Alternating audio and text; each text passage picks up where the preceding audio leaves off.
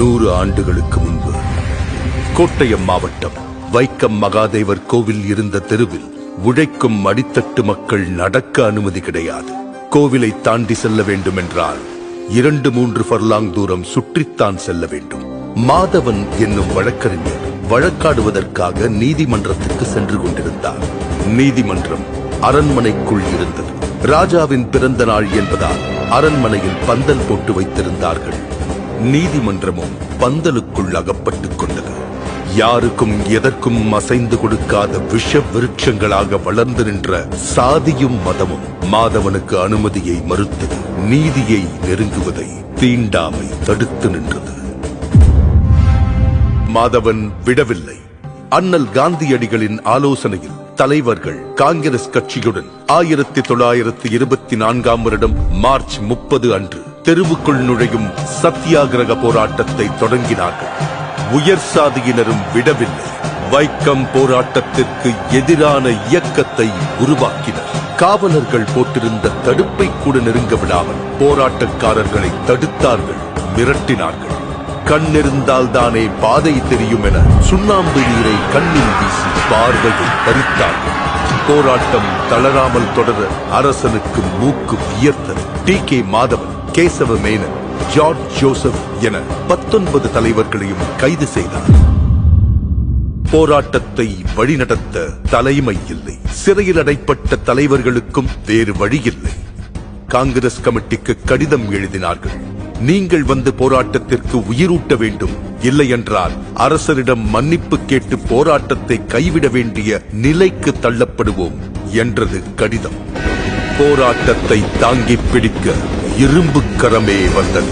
சாதிக்கும் தீண்டாமைக்கும் எதிராக எந்த சமரசமும் இன்றி போராட்டத்தை தொடர புறப்பட்டார் தந்தை பெரியார். வைக்கம் போராட்டத்தை சமூக போராட்டமாக மக்களிடம் கொண்டு போய் சேர்த்தார். கோவில் தெருவில் ஆடு நடக்கலாம், மாடு நடக்கலாம், மனுஷங்க நடக்க முடியாதா என்று கேட்டார். ஊர் ஊராக சென்று பிரச்சாரம் செய்தார். பெரியாரின் ஒவ்வொரு பேச்சும் வெடிகுண்டாக வெடித்து ஆதிக்க சாதிகளை அசைத்தது. மக்கள் கூட்டம் ஒன்று சேர்ந்தது. கலகலத்து போனது திருவிதாங்கூர் சமஸ்தானம். பெரியார் பேசுவதற்கு நீதிமன்றம் தடை விதித்தது. தங்கள் உத்தரவுக்கு மதிப்பளிக்க முடியாமைக்கு வருந்துகிறேன் என பெரியார் பதிலடி கொடுத்தார். கைதும் செய்யப்பட்டார். 1 மாதம் சிறையில் இருந்து திரும்பிய பெரியார் மறுபடியும் வைக்கம் சென்றார். மீண்டும் பிரச்சாரம், மீண்டும் சிறை. இம்முறை 4 மாத கடுங்காவல் தண்டனை. மலையை சிறை என்ன செய்துவிட முடியும்?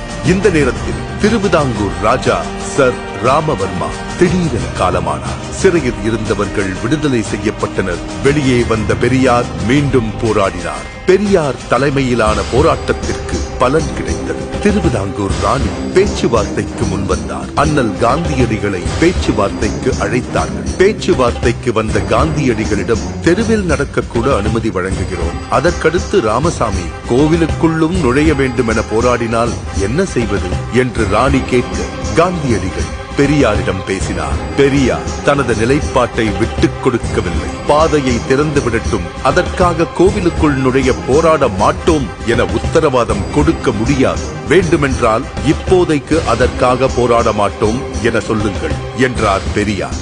பெரியாரை தன் வழிக்கு கொண்டு வர முடியாது என காந்தியடிகளுக்கு புரிந்தது. பெரியாரின் நிபந்தனையை ராணியும் ஏற்றார். கோவிலை சுற்றியிருந்த 3 தெருக்களிலும் உழைக்கும் மக்களின் பாதங்கள் பதிந்தன. 1925ஆம் ஆண்டு நவம்பர் மாதம் போராட்டம் வெற்றி கண்டது. எல்லாருக்கும் எல்லாம் என்கிற திராவிட அரசியல்தான் பெரியாரின் ஆயுதம்.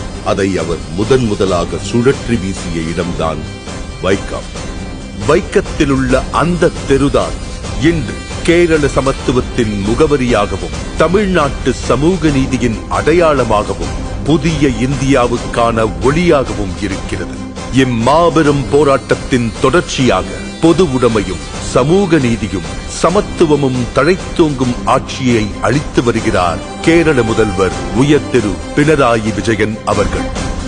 அனைத்து சாதியினரும் அர்ச்சகராகலாம், என சட்டம் இயற்றினார் முத்தமிழறிஞர் டாக்டர் கலைஞர் அவர்கள். அதை நடைமுறைப்படுத்தினார் தமிழ்நாடு முதல்வர் உயர் திரு மு.க. ஸ்டாலின் அவர்கள். பெரியார் வகுத்து தந்த சமூக நீதி பாதையில் வீறுநடை போடுகிறது மாண்புமிகு தமிழ்நாடு முதலமைச்சர் திரு மு.க. ஸ்டாலின் அவர்களின் தலைமையிலான சமூக நீதி காக்கும் அரசு. 100 ஆண்டுகளை தாண்டியும் பெரியாரின் பகுத்தறிவு ஓர் ஆயுதமாய் பழமைவாதத்தை வேரறுத்து வருகிறது. இந்நிலை வைக்கம் போராட்டத்தின் நூற்றாண்டை சிறப்பிக்கும் வகையில் தமிழ்நாடு அரசு சார்பில் வைக்கத்தில் அமைந்துள்ள பெரியார் நினைவகம் ரூபாய் 8.14 கோடி மதிப்பீட்டில் புனரமைக்கப்பட்டுள்ளது. ஓர் உரிமை போராட்டத்தின் நினைவுகளை தமிழ்நாடு, கேரளா ஆகிய 2 மாநிலங்களும் இணைந்து கொண்டாடுவது சமூக நீதி பயணத்தின் முத்தான தருணம். இந்தியாவின் கவனம் இதை நோக்கி திரும்பும்.